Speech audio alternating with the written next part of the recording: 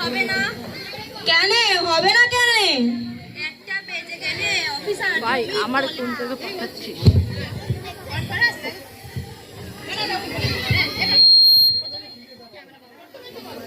ও তুমি এতক্ষণ পর আসছো, আজ তো তোমার জমি রেজিস্ট্রি হবে না। কেন হবে না? কেন? একটা বেজে গেলে অফিসার জমির দলিল আর জমা নেবে না। বুঝিনি তো, এতগুলো টাকার ব্যাপার, গুছিয়ে আনবো তো। সে তো আমি বুঝতে পারছি, কিন্তু অফিসার তো আর তা বুঝবে না। তুমি আবার কাল আসবে, যাও। সকাল সকাল চলে আসবে, না হলে আবার রায় হবে।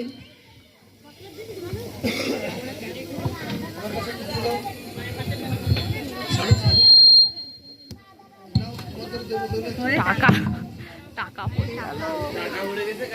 ও মা, এইখানে এতগুলি টাকা পড়ে কার যে টাকা, সে তো খুব চিন্তা করবে। আজ আর কাম কইব না, টাকা নিয়ে বাড়ি যাই, টাকার খোঁজ হইলে দিয়ে দিব।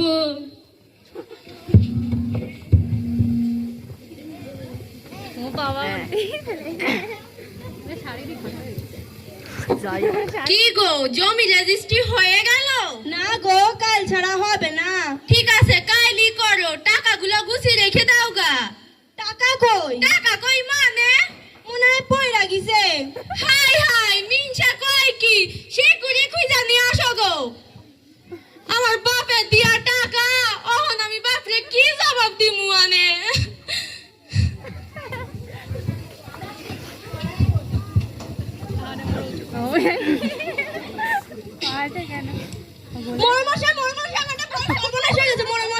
আরে কি হয়েছে বলবা তো।